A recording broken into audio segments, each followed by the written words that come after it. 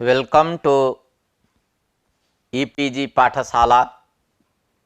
E-PG पाठशाला कृते सर्वेभ्यः सर्वाभ्यः स्वागतं सुस्वागतं च व्याहरामि।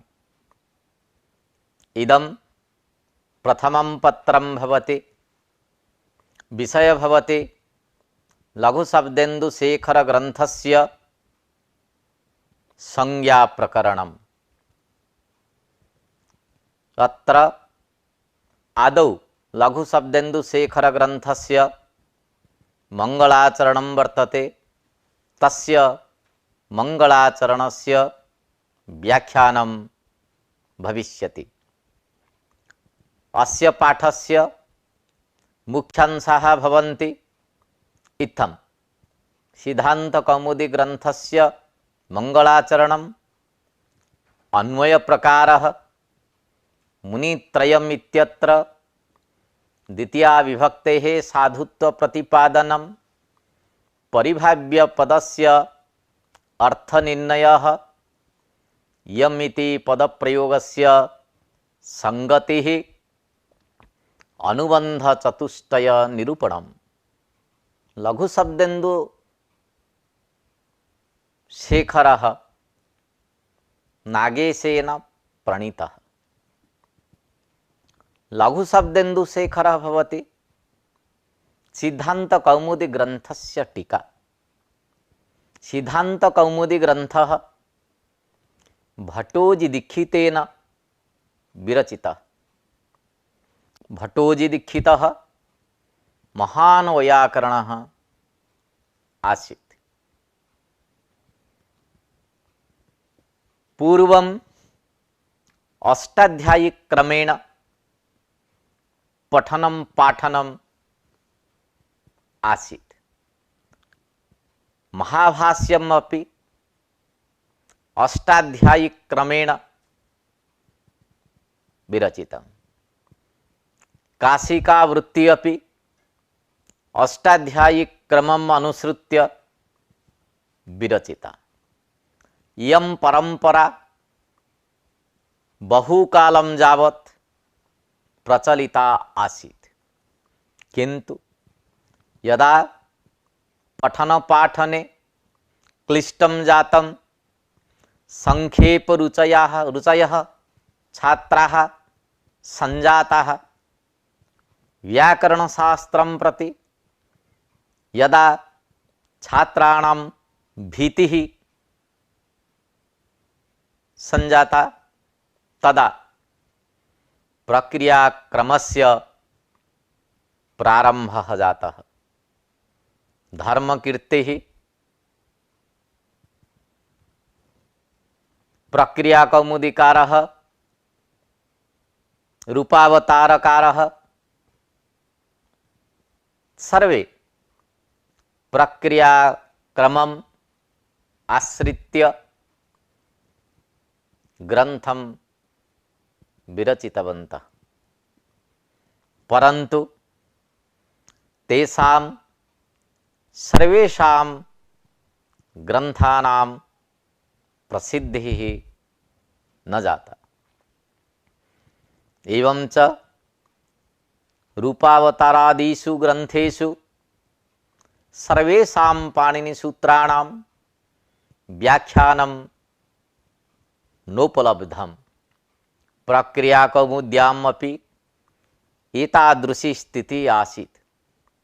एतत् सर्वम् अभिलक्ष्य भट्टोजीदीक्षितेन सिद्धान्तकौमुदी ग्रन्थः विरचितः, किन्तु प्रक्रियाक्रमम् आश्रित्य। नूतनं परिवर्तनम् अपि तैः कृतम्। एवं च सिद्धान्तकौमुद्यां सर्वेषां पाणिनिसूत्राणां व्याख्यानं दीक्षितेन कृतम्।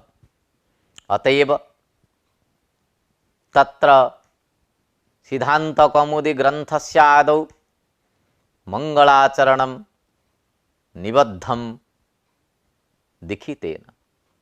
तस्य मंगलाचरणस्य व्याख्यानं नागेशेन विहितम्। शुभकर्मणः प्रारंभे मंगलाचरणं भवति अस्माकं परंपरा। ग्रंथस्य निर्विघ्नेन परिसमाप्त्यर्थं मंगलाचरणं क्रियते।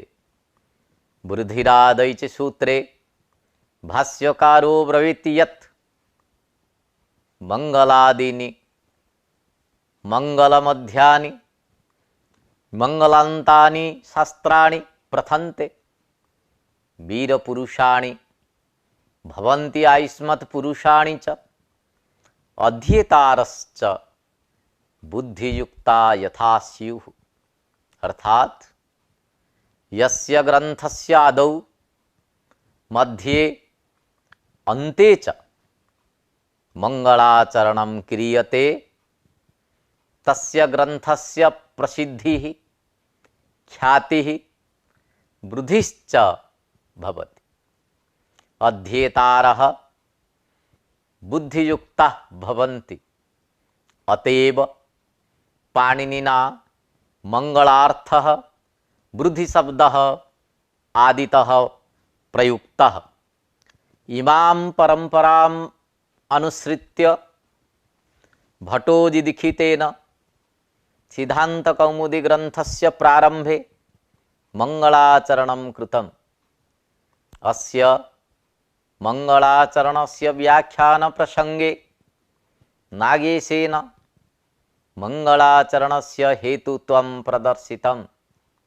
तयथा ग्रंथ समाप्ति ग्रंथ प्रचारादि प्रतिबंधक दूरित प्रशमाय समुचित ऋषित्रय नमस्कार रूपं मंगलमाचरन् शिष्य शिक्षायै व्याख्यातृश्रोतॄणाम् अनुसंगतः मंगलाय च निबध्नाति। अस्य अयम् आशयः प्रारब्धस्य ग्रंथस्य समाप्त्यर्थं ग्रंथस्य प्रचारार्थं प्रतिबंधकानि यानि दुरितानि नाम पापानि सन्ति तेषां शान्तये समुचितं नाम योग्यं ऋषित्रय नमस्कार रूपं मंगलम समाचरितम्। पाणिनि कात्यायन पतंजलिनां व्याकरणशास्त्रस्य प्रवर्तकत्वात् ऋषित्रय प्रमाणस्य समुचितत्वं बोध्यम्। सूत्रकारः पाणिनिः, वार्तिककारः कात्यायनः, भाष्यकारः पतंजलिः। त्रिमुनि व्याकरणम् इति प्रसिद्धिः वर्तते। अतएव तत्र समुचितत्वं बोध्यम्। यदि ग्रंथ निर्माणस्य प्रारंभे मंगलं करणीयं तर्हि दर्भपवित्रपाणिः प्राङ्मुखम् उपविश्य शुचावकाशे भगवतः प्रार्थनां कृत्वा शास्त्राणि विरचयेत्। किमर्थं ग्रंथे लिखति इति अस्माकं मनसि जिज्ञासा उदेति। उपविश्य भगवतः स्मरणं विधाय प्रार्थनां कृत्वा ग्रंथस्य प्रणयनं कर्तव्यम्। ग्रंथे कथम् उल्लेखः इति जिज्ञासा उदेति। अतएव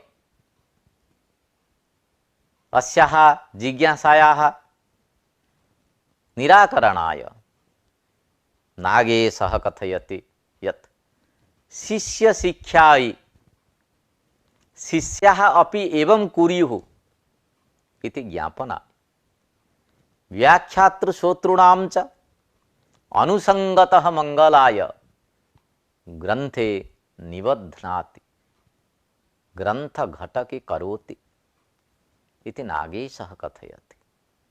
यदि ग्रंथस्य निर्माण समये मंगलाचरणं निबद्धं न स्यात् तर्हि इयं परंपरा अस्ति इति शिष्यानां ज्ञानं नैव स्यात्।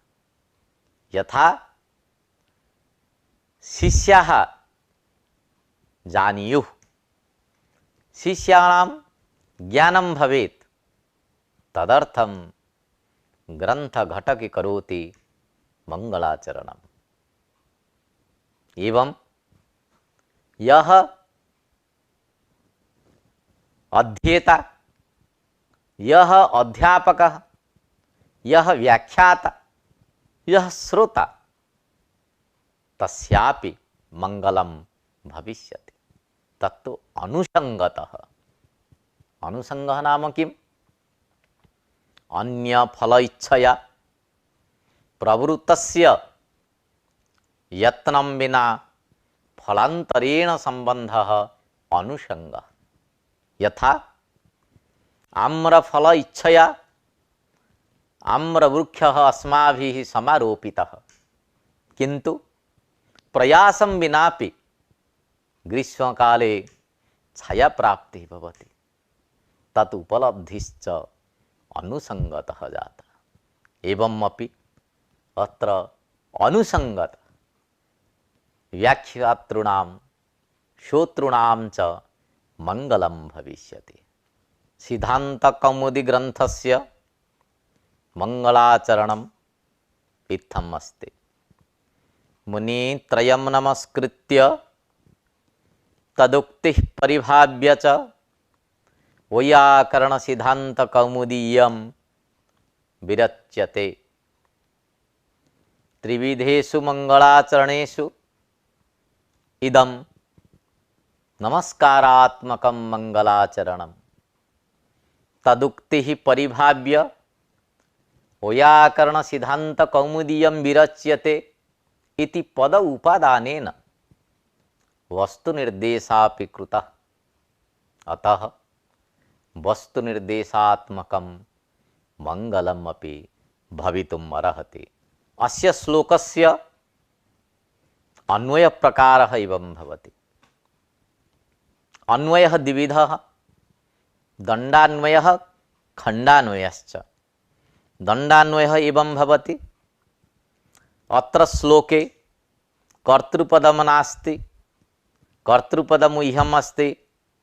मया अथवा भट्टोजी दीक्षितेन मुनित्रयं नमस्कृत्य तदुक्तिः परिभाव्य च यं वैयाकरण सिद्धांत कौमुदी विरच्यते। तत्र खण्डान्वयः एवं भवति। क्रियापदम् अस्ति विरच्यते, तत्र कर्मवाच्य अस्ति। अतएव कर्ता कः? मया।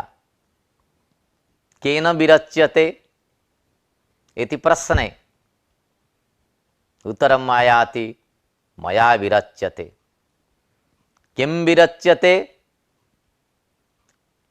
इति प्रश्ने कर्म आगच्छति। यं सिद्धांत कौमुदी विरच्यते। किं कृत्वा इति प्रश्ने मुनित्रयं नमस्कृत्य पुनः किं कृत्वा तदुक्तिः परिभाव्य च।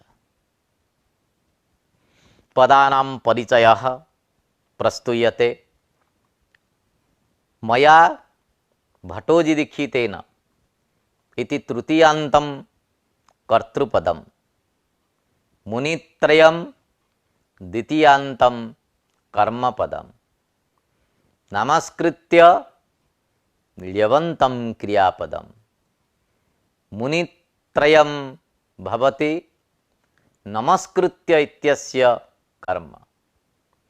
तदुक्तिः द्वितीया बहुवचनान्तं कर्मपदम्, परिभाव्य ल्यवन्तं क्रियापदम्।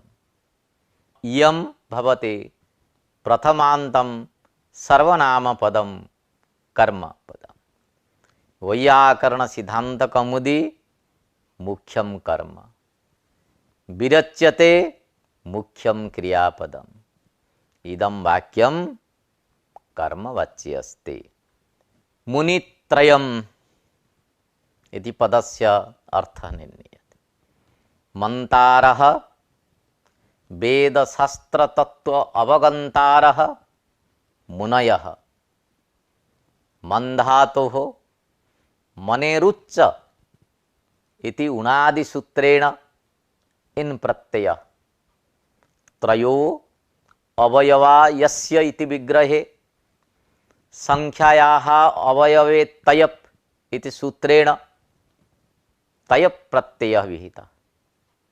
ततः द्वित्रिभ्यां तयपस्य अयजबा इति सूत्रेण तयप स्थाने अयजादीशो भवति। एवंच यस्य तीच इति सूत्रे ईकारलोपे त्रयम् इति रूपं निष्पन्नम्। ततः मुनीनां त्रयम् इति विग्रहे षष्ठी तत्पुरुष समासे मुनित्रयम् इति रूपं सिद्ध्यति। अत्र मुनित्रयपदेन पाणिनि कात्यायन पतंजलिनां ग्रहणं भवति। नमस्कृत्य पदस्य अर्थः विवेच्यते। नमस् शब्दस्य ऊर्ज्यादित्वात् ऊर्ज्यादि चुई डातश्च इति सूत्रेण गतिसंज्ञा विहिता। ततः क्रुधातोः समानकर्तृकयोः पूर्वकाले इति सूत्रेण क्वा प्रत्ययः। ततः कुगतिप्रादयः इति सूत्रेण तत्पुरुष समासे समासे अनन्यपूर्वे त्वा ल्यप इति त्वा प्रत्ययस्य स्थाने ल्यवादेशो भवति। ततः तुगागमो भवति। तदनन्तरं नमस्कृत्य इति रूपं साधु भवति। नमस्कृत्य अर्थात प्रणम्य इति अर्थः। तदुक्तिः इति द्वितीया बहुवचने वर्तते। तत्शब्दः बुद्धिस्थपदार्थं परामृश्यति। प्रकृते दीक्षितबुद्धिस्तत्वेन तत्पदेन प्राचीनाः परामृश्यन्ते। अतः तेषामुक्तयः इति विग्रहे षष्ठी तत्पुरुष समासे तदुक्तयः इति रूपं भवति। द्वितीया विभक्ति बहुवचने तदुक्तिः इति अर्थात प्राचाम उक्तिः इत्यर्थः। तत्शब्दस्य अत्र प्रत्यासत्या च मुनित्रयस्य ग्रहणं तथा च तस्य उक्तिः तदुक्तिः इति षष्ठी तत्पुरुष समासोऽपि भवति। तस्य नाम मुनित्रयस्य उक्तयः इति विग्रहे कर्तृकर्मणः कृति इति सूत्रेण कर्मषष्ट्या तत्पुरुष समासः विधीयते। अतएव तदुक्तिः इति पदेन समासद्वयं भवितुम् अर्हति। तेषाम् उक्तिः तदुक्तिः तस्य उक्तिः तदुक्तिश्च। परिभाव्य शब्दस्य अर्थः भवति परिपूर्वकात् भूधातोः स्वार्थिकार्थे णिच् प्रत्यये परिभावी इति स्थिते क्वा प्रत्यये समासे तस्य स्थाने ल्यवादेशे परिभाव्य इति पदं सिद्धम्। परिभाव्य पदस्य अर्थो भवति तिरस्कृत्य अर्थात प्राचामुक्तिः तिरस्कृत्य परिभावः तिरस्क्रिया इति अमरकोशवचनात् परिपूर्वकात् भूधातोः घञ प्रत्यये निष्पन्नस्य परिभाव्य शब्दस्य तिरस्कारार्थकत्वं प्रतीयते। परिभाव्य शब्दस्य अर्थो भवति विचार्य इति। अस्य शब्दस्य अर्थद्वयम् अस्ति। तिरस्कृत्य इति एकः अर्थः, विचार्य इति अपरः अर्थः। यदि तिरस्कृत्य अर्थः तर्हि प्राचामुक्तिः तिरस्कृत्य, यदि विचार्य इति अर्थः स्वीक्रियते तर्हि मुनित्रयस्य उक्तिः विचार्य इति अर्थः। अत्र तिरस्कारार्थकस्यापि धातोः विचारार्थे पर्यवसानं भवितुम् अर्हति। अत्र प्रश्नः भवति, सर्वेषां मनसि शङ्का आगच्छति, एकस्य परिभाव्य शब्दस्य कथं विरुद्धार्थद्वयं भवति, तिरस्कृत्य विचार्यापि। एवं चिन्ता मास्तु, तिरस्कारार्थकस्यापि धातोः विचारार्थे प्रयोगः भवति। यतोहि धातूनाम् अनेके अर्थाः सन्ति। यस्मिन् अर्थे यो धातुः निर्दिष्टः स एव तस्यार्थः इति वक्तुं न शक्यते। किं प्रमाणम्? एतदर्थे पाणिनिसूत्रमेव प्रमाणम्। पाणिनिना परौ भुवौ अवज्ञाने इति सूत्रं प्रणीतम्। तत्र अवज्ञाने इति पदस्य उपादानं कृतम्। अत्र अवज्ञाने इति पदग्रहणम् अत्रार्थे प्रमाणं भवति। यदि धातोः एकः एव अर्थः स्यात् तर्हि सूत्रे अवज्ञानग्रहणं व्यर्थं स्यात्। परौ भुवः इत्येव सूत्रं करणीयं, तर्हि लक्ष्यसिद्धिः भविष्यति।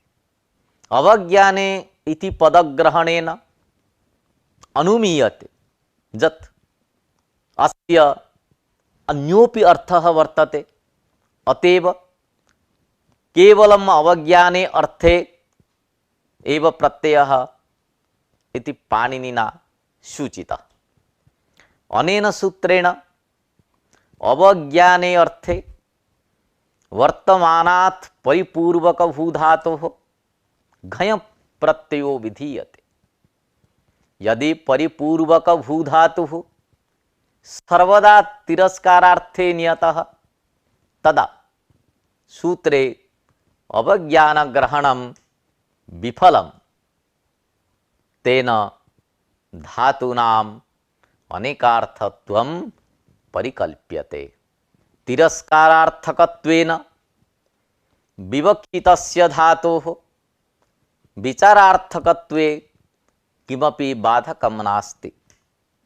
परिभाव्य शब्दम् आवृत्य तिरस्कृत्य विचार्य च इति अर्थद्वयं स्वीकृतम्। प्राचामुक्तिः तिरस्कृत्य इत्यर्थकरणेन प्राचीन उक्तिखण्डनद्वारा प्राचीनग्रन्थैः अस्य सिद्धान्तकौमुदी ग्रन्थस्य अगतार्थता सूचिता। मुनित्रयस्य उक्तिः विचार्य इति अर्थकरणेन मुनित्रयोक्ति विचारपूर्वकत्वात् अस्य ग्रन्थस्य प्रामाणिकत्वं ध्वनितम्। वैयाकरण सिद्धांत कौमुदी इति पदस्य अर्थः निर्णीयते। व्याक्रियन्ते व्युत्पाद्यन्ते शब्दः अनेन इति व्याकरणम्। व्याकरणम् अधीयते विदन्ति वा इति वैयाकरणाः। वैयाकरणानां सिद्धान्तः वैयाकरण सिद्धान्तः। कः सिद्धान्तः? सिद्धांत शब्दस्य को अर्थः? न्यायसूत्रे उक्तम् अस्ति, वादी प्रतिवादिभ्यां निर्णीतो अर्थः सिद्धान्तः। सिद्धाः प्रमाणे ही निर्णीताः ते अन्ताः अर्थाः सिद्धान्ताः। अर्थात प्रमाणतः निर्णीताः सिद्धान्ताः। अथवा सिद्धः नाम निष्पन्नः, सिद्धः अन्तः सिद्धान्तः निश्चयः येषाम् अर्थानां ते सिद्धान्ताः नाम निश्चितार्थः। वैयाकरण सिद्धान्तानां कौमुदी, वैयाकरण सिद्धांत कौमुदी। वैयाकरणानां निर्णीत विषयाणां प्रकाशिका भवति सिद्धांत कौमुदी पदस्य अर्थः। कुम पृथिवीं मोदयति हर्षयति इति अर्थे कुमुद शब्दः निष्पन्नः। अथवा कौ पृथिव्यां मोदन्ते जनाः यस्मात् इति कौमुदः। कुमुदस्य वा यम् इति कौमुदी। कौमुदी शब्दस्य अर्थो भवति चंद्रिका योत्स्ना च। अत्र सिद्धांत कौमुदी पदे कौमुदी पदम स्वसदृशे ग्रंथे लाक्षणिकम्। अत्र त्रयः सादृश्य प्रयोजक धर्माः सन्ति। एकः धर्मः प्रकाशकत्वं, द्वितीयः धर्मः आह्लादकत्वं, तृतीयः धर्मः तापसामकत्वं। चंद्रिका यथा घटपटादीन् वस्तूनि प्रकाशयति, चंद्रिका यथा रविकिरण तप्तान् जनान् वृक्षादीनि च आह्लादयति, तथैव अयं ग्रंथः भाष्यादि दुरूह ग्रंथ रहस्यान् अवगमने आह्लादयति। चंद्रिका यथा तापं शामयति, तथैव ग्रंथोऽयं तापं शामयति। अतएव नागेशेन प्रोक्तं सिद्धांत प्रकाशकत्वेन अति दुरूह ग्रंथांतरेभ्यः सिद्धांत ज्ञाने जायमानस्य क्लेश रूप संतापस्य सामकत्वेन च कौमुदी सादृश्यम्।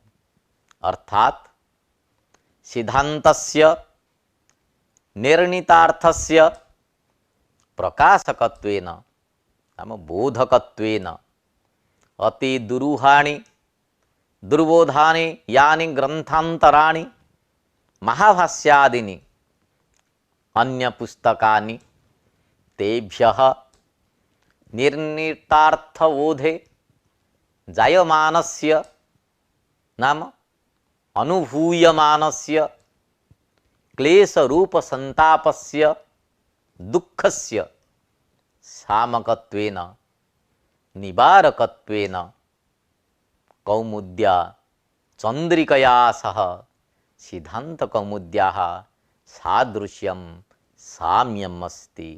अतएव वैयाकरण सिद्धांत कौमुदी इति नाम वर्तते अस्य ग्रंथस्य।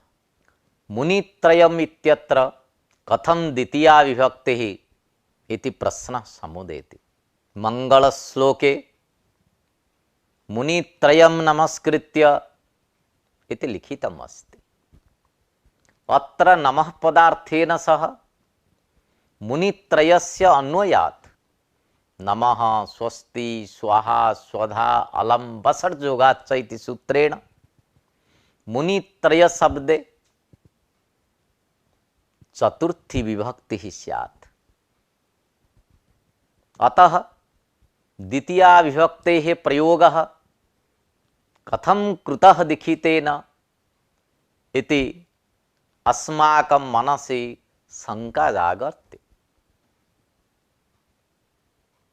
अस्याः शंकायाः समाधानं नागेशेन विहितं यत् कारक विभक्तेः बलवत्वात् इति, अर्थात उपपद विभक्तेः कारक विभक्तिः बलीयसी इति एका परिभाषा वर्तते। अनया परिभाषया कारक विभक्तेः बलवत्वात् द्वितीया विभक्ति भवति। क्रियानिष्ठ विशेष्यता निरूपित क्रियाकारक भाव संबंधावच्छिन्न प्रकारता प्रयोजिका विभक्ति कारक विभक्ति इति अभिधीयते। अथवा कारकाधिकारे विधीयमाना विभक्ति कारक विभक्ति, समीपस्थ पदनिमित्तिका विभक्ति उपपद विभक्ति। अत्र नमः पद योगे विहिता चतुर्थी विभक्ति कारक विभक्ति। अतः अनया परिभाषया द्वितीया विभक्तेः बलवत्वात् मुनित्रयं नमस्कृत्य इति प्रयोगः समीचीनः। नमो बरीवश्चित्तंगः क्यचिति सूत्रे भाष्ये नमस्यति देवान् इत्यत्र चतुर्थीम् आशंक्य उपपद विभक्तेः इति परिभाषया भाष्येऽपि समाहितम्। अतः एतादृशः प्रयोगः सर्वदा युक्तः एव। मंगलश्लोके सिद्धांत कौमुदी इयं विरच्यते इति लिखितम् अस्ति। अत्र इयम् इति पदप्रयोगस्य संगतिः अस्ति न वा इति प्रश्नः आगच्छति।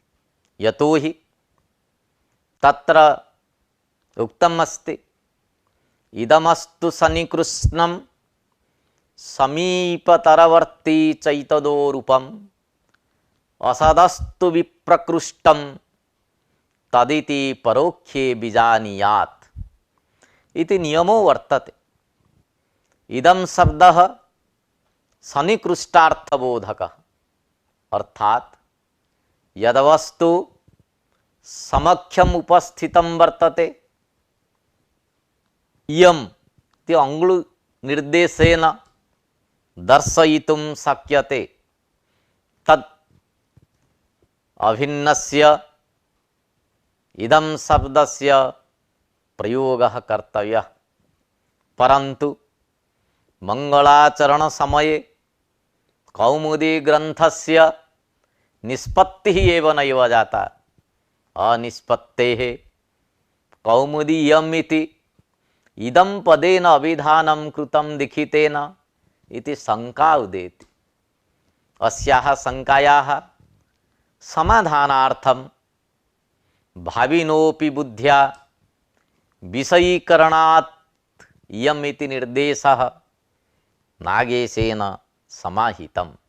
अर्थात भाविनोऽपि सिद्धांत कौमुदी ग्रंथस्य दीक्षित बुद्धिस्तत्वेन इयम् इति निर्देशः कृतः।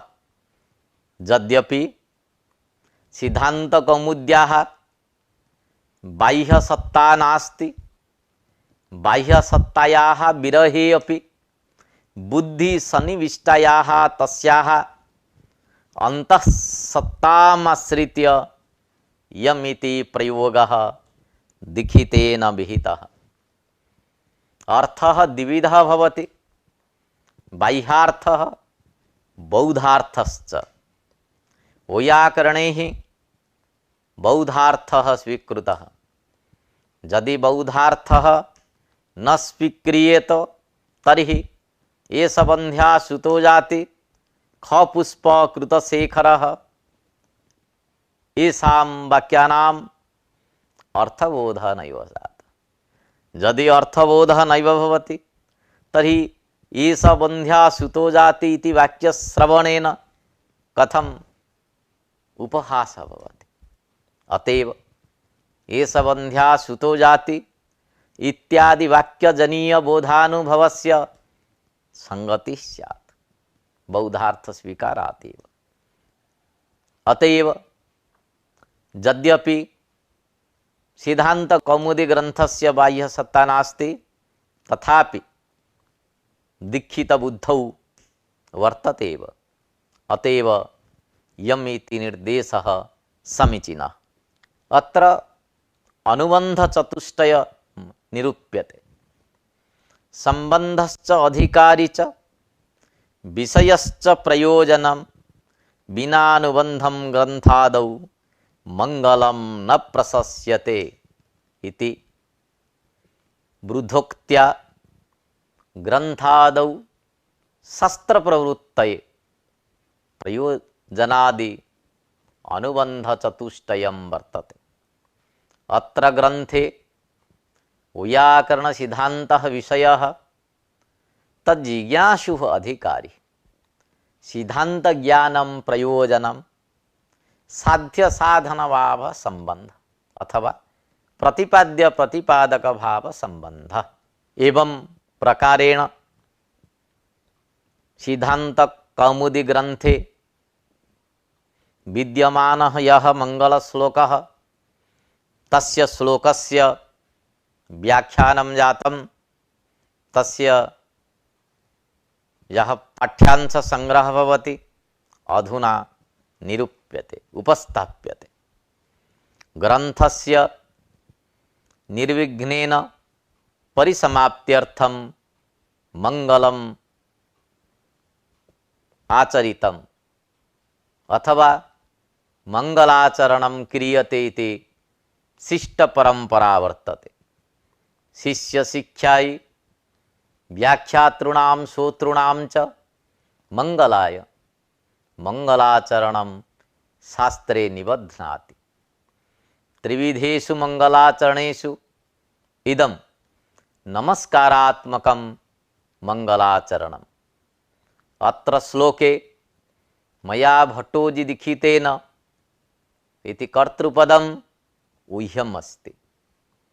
मुनित्रयमित्यत्र कारक विभक्तेः बलवत्वात् द्वितीया विभक्तिः। मुनित्रयमित्यत्र षष्ठी तत्पुरुष समासः। तदुक्ति इत्यत्र विग्रहद्वयं भवति। तस्य उक्तिः तदुक्तिः तेषां मुक्तिः तदुक्तिः। तस्य उक्तिः नाम मुनित्रयस्य उक्तिः, तेषां मुक्तिः नाम प्राचा मुक्तिः इति अर्थद्वयं भवति। विचार्य तिरस्कृत्य इति परिभाव्य शब्दस्यापि अर्थद्वयं वर्तते। मुनित्रयस्य उक्तिः विचार्य प्राचा मुक्तिः तिरस्कृत्य इति अर्थः करणीयः। धातूनाम् अनेकार्थत्वात् तिरस्कारार्थकत्वेन विवक्षितस्य धातोः विचारार्थकत्वे बाधकत्वं नास्ति। कौमुदी पदं स्वसदृशे ग्रंथे लक्षणिकम्। अत्र व्याख्यानं सम्पन्नम्।